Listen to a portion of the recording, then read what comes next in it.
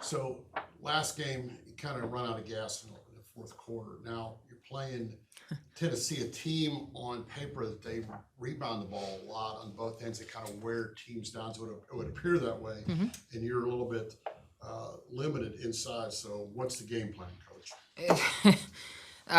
You're exactly right. Cease, they've always been known for their rebounding, and we've got to box them out. We've got to fight. It is what it is. This is not the first team that we're going to be undersized against. That offensive rebounding is one of the most important things that they do.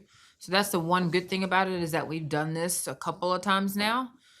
We also know what that end result has been. So it's one of our marks for improvement in terms of just our measure of keeping them off the offensive glass. So at times we've got to put two bodies on one of them to try to carve out space and keep them from getting to the boards. But it's a concern. It's a huge concern for us. And like you said, you've seen Boston, you've seen Angel down at LSU. Yeah. What's the difference with Jackson? Mm-hmm. What's her difference? She goes every time. She's a quick leaper, and she plays on the perimeter a ton. So she's coming in. She's getting a running start at them. Whereas Boston, Reese, most of theirs are around the rim, and they just do such a good job of having a nose for the ball.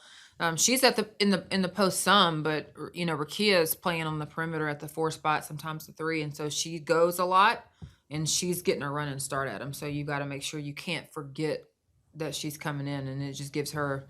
She goes in untouched and gets them. I don't know if we ask you how do you feel about the non post players rebounding? How are you pleased with how they rebound? Our non-post players, Yeah, the non-post. we've got to get in there and be better. Obviously Janiyah, losing her was huge, and then when Sahara went out, Sahara was a big guard that rebounded the basketball for us. So that's two people now that we don't have that were key rebounders for us, and so we've got to do a better job of getting them involved in it. Are you expecting the 8 rotation? No, 7. And it seems like you coach with a lot of grace. Mm-hmm. Tell me if I'm wrong, but how losing coaches don't like to lose. So just kind of this losing skid that you're on, how do you kind of coach through that? And maybe it's the first season learning process, but how does it make you feel knowing that you're kind of on a losing skid right now? Well, I'm not going to say that it's not hard, right? We nobody wants to lose. At the same time, we knew this was a possibility. Listen, even with a full roster, this could have happened. We don't know what we don't know.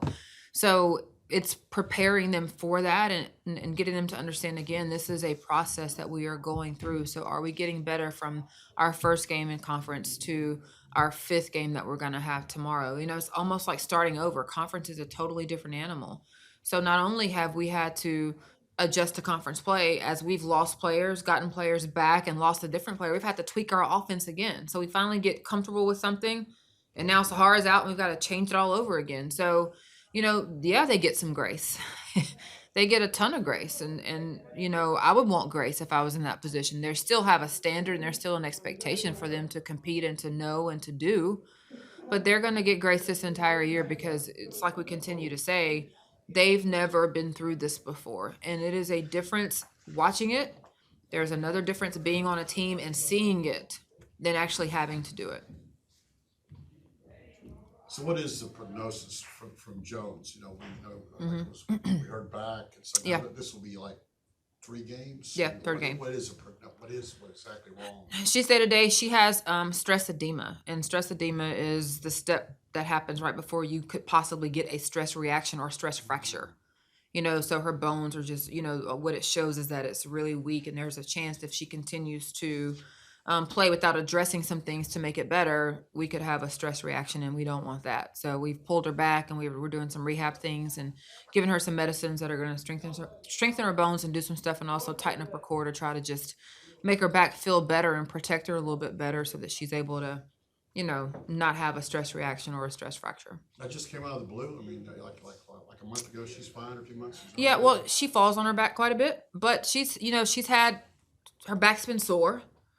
She's also doing a ton that she hasn't before, and so finally we just wanted to take a look at it. And I think that's why we take a look at things, because this showed up before it got to a point where it was a stress fracture. So we're trying to stop it in its earliest stages and address it.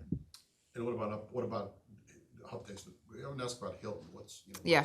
what's- She's out of her boot, which is a really good thing, and we're starting to progress her back in terms of just getting her comfortable in her shoes and continuing to rehab and doing a little bit of footwork type stuff to see how her foot feels. Okay. Awesome. Thank you. Thank you. Thanks, Joni. Appreciate it.